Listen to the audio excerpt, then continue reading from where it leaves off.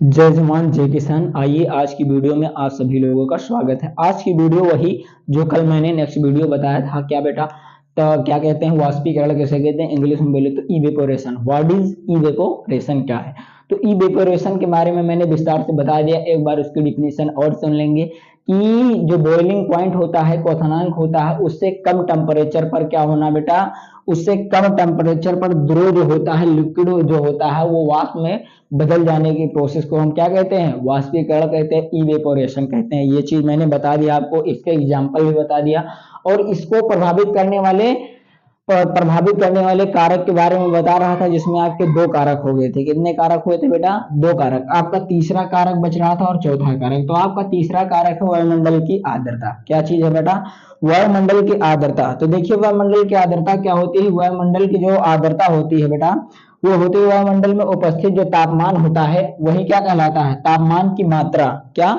वायुमंडल में जो उपस्थित तापमान होता है, टेम्परेचर की मात्रा है, क्या कहलाती है? वायु की आर्द्रता कहलाती है। आप लोग देखेंगे कभी कभार क्या हो जाता है, मौसम में क्या हो जाता है, बदलाव आ जाता है। जब ठंडापन हो जाता है और ठंडापन के कारण नमी हो जाती है, और जब नमी हो जाती है बेटा, तब आपका क्या होता है, जो गीले कपड़े होते हैं वो गर्मियों की अपेक्षा, अर्थात गर्मियों की अपेक्षा वो कपड़े कम जल्दी सूखते हैं, है ना। लेकिन जब गर्मी अधिक होती है, सूर्य की कड़ाके से खुला होता है, तब क्या होता है, आपके कपड़े बहुत जल्द सूख जाते हैं, तुरंत फैलाते हैं, लगभग आधे 20 मिनट में कपड़े सूख जाते हैं। लेकिन जब क्या हो जाता है, वायुमंडल में आर्द्रता आ जाती है, फैल जाती है, तब क्या होता है बेटा, तब आपके कपड़े सूखने में टाइम लगता है। यही क्या होता है बेटा, वायुमंडल की आर्द्रता होती है। अब देखेंगे चौथा टॉपिक क्या हो सकता है, वायु की गति। अब आपको समझा देते हैं, आप लोग खुद ब खुद लिख लेना, कोई दिक्कत नहीं। अब आपका चौथा टॉपिक है वायु की गति, मोशन ऑफ एयर।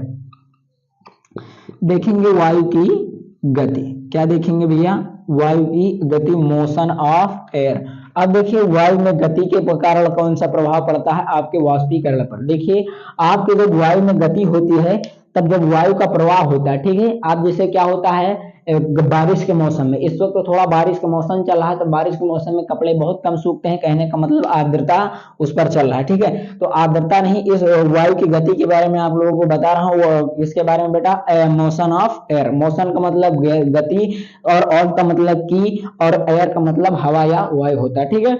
अब देखेंगे वायु का क्या प्रभाव पड़ता है वाष्पीकरण। वायु का सबसे बड़ा इफेक्ट होता है आपके इवेपोरेशन पर। देखिए कैसे होता है गुरुजी, ये तो समझाइए। होता ये है बेटा कि जब आप क्या करते हो, कपड़े को धुल करके क्या करते हो, फैला देते हो। फैलाते हो नहीं फैला, तो फैला करके क्या करते हो, उसे छोड़ देते हो, और छोड़ने के बाद आपकी धूप भी नहीं निकली होती है, लेकिन हवा सरासर चलती हो, तब आपका क्या होता है, कपड़ा सूख जाता है ना। सूखता कि नहीं सूखता? अच्छा आप ऐसा नहीं मानते, ठीक है, नहीं मान रहे हो। देखिए अब आपको हम प्रूविंग करके दिखाएंगे। आप क्या करना, आप सब शाम को अपने कपड़े को धुल लेना, और फैन, आप सभी के घरों में पंखा होता है कि नहीं होता, बिजली वाले पंखे के नीचे क्या करना, उस कपड़े को फैला देना, और सुबह देखेंगे वो कपड़ा सूख जाता है। तो ये इफेक्ट होता है आपकी वायु की गति का, किस पर? आपके जलवा सॉरी आपके वाष्पीकरण का, ठीक है। तो इसे ही क्या कहते हैं बेटा, यही चार आपके किस पर इफेक्ट डालते हैं बेटा, इवेपोरेशन पर, वाष्पी। अब देखेंगे हम बेटा क्या, वाष्पन की व्याख्या। क्या देखेंगे? वाष्पन की व्याख्या, एक्सप्लेनेशन ऑफ इवेपोरेशन, या वाष्पीकरण के कारण शीतलता।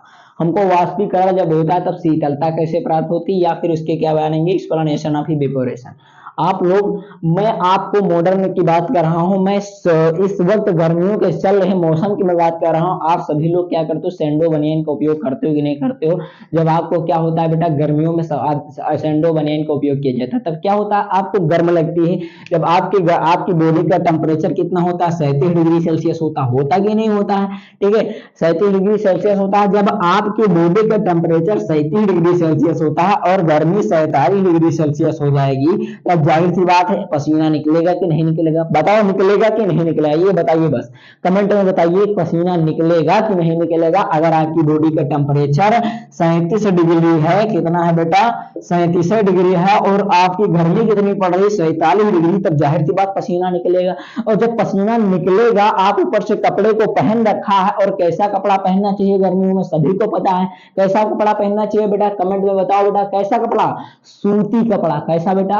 हमें गर्मियों में कैसा कपड़ा पहनना चाहिए? सूती कपड़े पहनने चाहिए। कैसे? सूती कपड़े पहनने चाहिए। अच्छा सर ये सूती कपड़े क्यों पहनने चाहिए, टेरिकॉट क्यों नहीं पहनने चाहिए?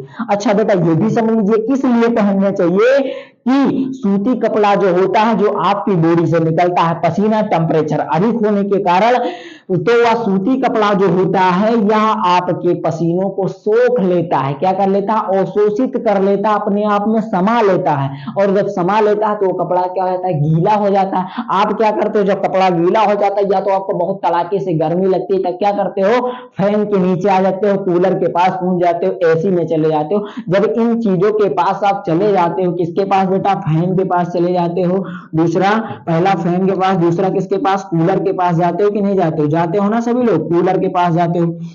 जब इन सभी चीजों के पास चले जाते हो तब आपका क्या होता है, पसीना क्या होता है, एकदम से खत्म हो जाता है, आपकी बॉडी को ठंडक महसूस होता है। ऐसा क्यों होता है, ऐसा इसलिए होता है, इवेपोरेशन के कारण होता है। ये किसके कारण होता है, इवेपोरेशन के कारण ऐसा। और आप जो अंदर से बनियान पहने रहते हो या फिर जो कपड़े पहने रहते हो, जो गीला हो जाता है वो सूख भी जाता है ना, होता है कि नहीं होता है, ऐसा नहीं होता तो करके देखना। देखिए हो जाता है किसके कारण ऐसा, इवेपोरेशन के कारण। किसके कारण होता है, इवेपोरेशन के कारण। और आपको ठंडक महसूस होती है, क्या होती है बेटा, ठंडक महसूस होती है, शीतलता उत्पन्न होती है और कहते वाह कितना आनंद मिला। अच्छा ऐसा नहीं होता, ठीक है, आप मान लिया नहीं होता है, जैसे आपको नहीं ऐसा होता है लेकिन आप जैसे नहीं मान रहे तो मानो। देखो आप क्या करते हो, आपकी गाड़ी में पेट्रोल खत्म हो, क्या खत्म हो गया, मेरी गाड़ी में अक्सर खत्म हो जाता है, तो मैं बता रहा हूँ आपकी गाड़ी में क्या खत्म हो गया बेटा, पेट्रोल खत्म हो जाता है गर्मियों के दिनों में। तब क्या करते हो, उसको धक्का लगा के लेकर जाते हो कि नहीं जाते हो,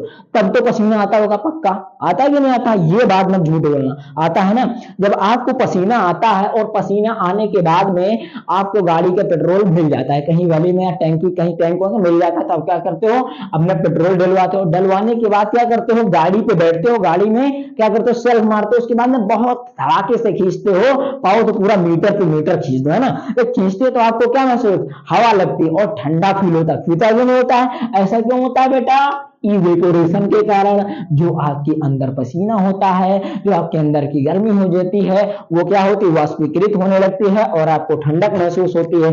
अब देखिए और क्या हो सकता है बेटा, वाष्पीकरण के कारण किसके द्वारा से होता है। और देखिए आप देखिए एक एग्जांपल और, अब जहां पर आप पेट्रोल डलाते हैं वहां पर एक टेस्ट और करना। टेस्ट क्या करेंगे सर जी बताइए, अच्छा बता दीजिए कौन सा टेस्ट करें। टेस्ट ये करना कि जो पेट्रोल आप डलाते हो उसका पेट्रोल आप कुछ मात्रा लेना और अपने हाथ पर डालना और डालकर देखना वो ठंडा महसूस होता है ना, होता है कि नहीं होता है। ऐसा किया होगा या कभी कभी आपके ऊपर अड़ा गया होगा। तो आपके ऊपर जब आपकी बॉडी पर वो गिरता है तब आपको ठंडक महसूस होती है, ऐसा क्यों होता है सर जी। सारा खेल, सारा गेम किसका है बेटा, आपके इवेपोरेशन का है। किसका है, इवेपोरेशन का है, वाष्पीकरण का है, वाष्पन का है बेटा, और किसी का नहीं है। अब देखिए आपका टॉपिक यहीं पे खत्म होता है, आपको अगली वीडियो में मिलेंगे। जय जवान जय किसान।